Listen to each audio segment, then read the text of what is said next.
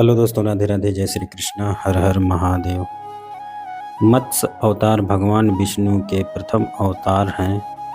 मछली के रूप में अवतार लेकर भगवान विष्णु ने एक ऋषि को सब प्रकार के जीव जंतु एकत्रित करने के लिए कहा और पृथ्वी जब जल में डूब रही थी तब मत्स्य अवतार में भगवान ने उस ऋषि को नाव की रक्षा की।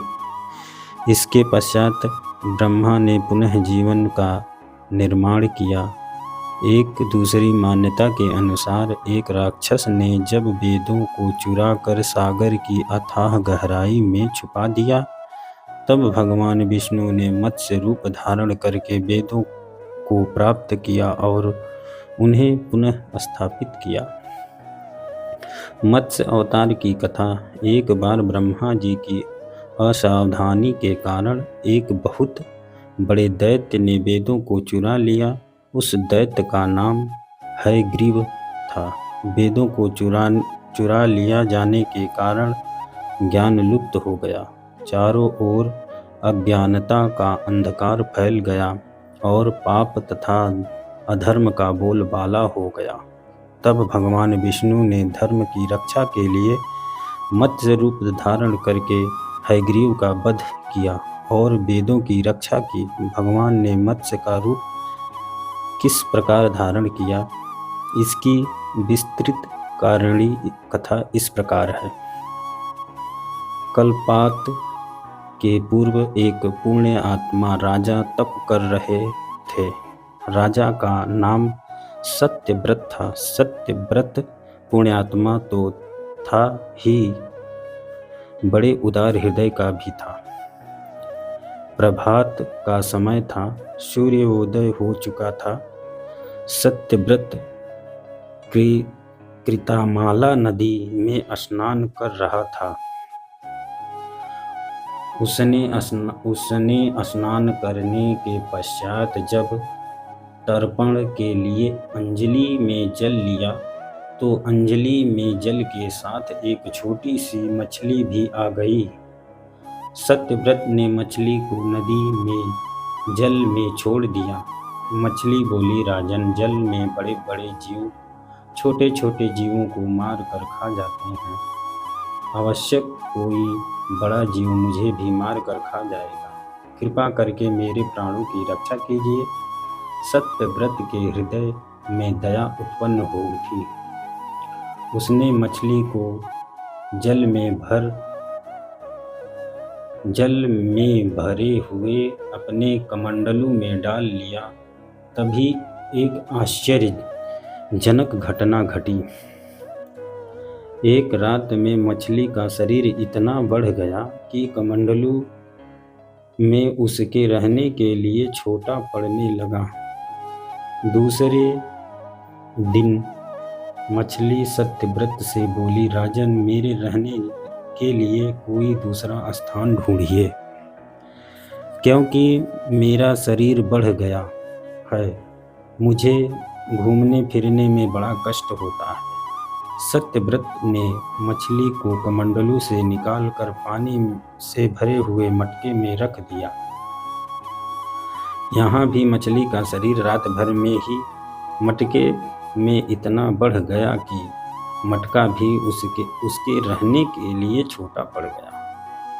दूसरे दिन मछली पुनः सत्यव्रत से बोली, राजन, मेरे रहने के लिए कहीं और प्रबंध कीजिए, क्योंकि मटका भी मेरे रहने के लिए छोटा पड़ रहा है। तब सत्यव्रत ने मछली को निकालकर एक सरोवर में डाल दिया, किंतु सरोवर भी मछली के लिए छोटा पड़ गया। इसके बाद सत्यव्रत ने मछली को नदी में और फिर उसके बाद समुद्र में डाल दिया। आश्चर्य!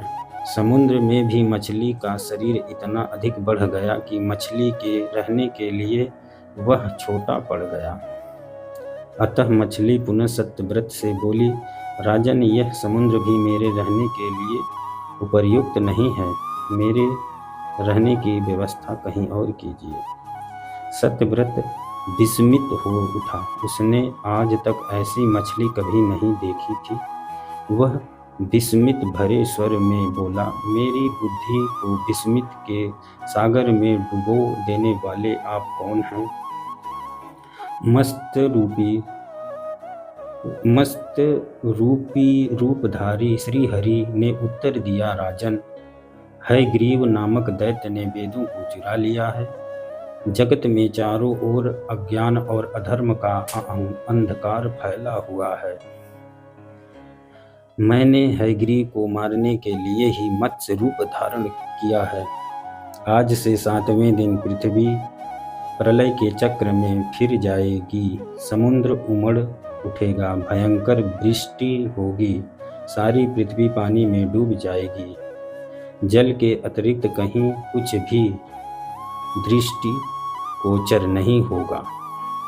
आपके पास एक नाव पहुंचेगी। आप सभी अनाज और औषधि के बीज को लेकर सप्तऋषियों के साथ नाव पर बैठ जाइएगा।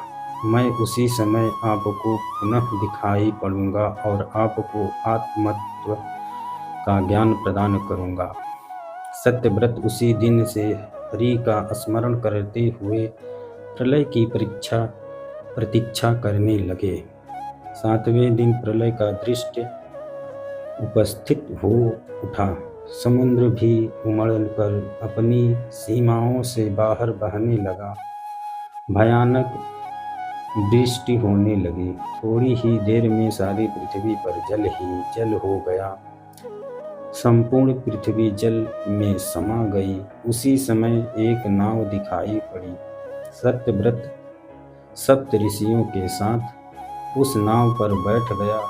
उन्होंने नाव के ऊपर संपूर्ण अनाजों और औषधियों के बीज भी भर लिए। नाव प्रलय के सागर में तैरने लगी। प्रलय के उस सागर में उस नाव के अतिरिक्त कहीं भी कुछ भी नहीं दिखाई दे रहा था।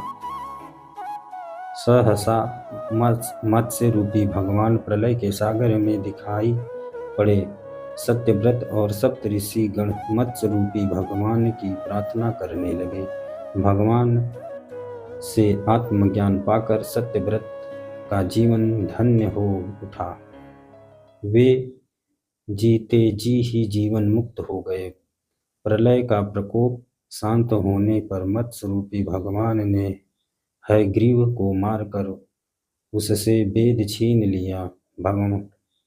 भगवान ने ब्रह्मा जी को पुनः वेद दे दिया। इस प्रकार भगवान ने मत्स्य रूप धारण करके वेदों का उद्धार तो किया ही, साथ ही संसार के प्राणियों का भी अमित कल्याण किया। कथा यहाँ समाप्त होती है। हर हर महादेव।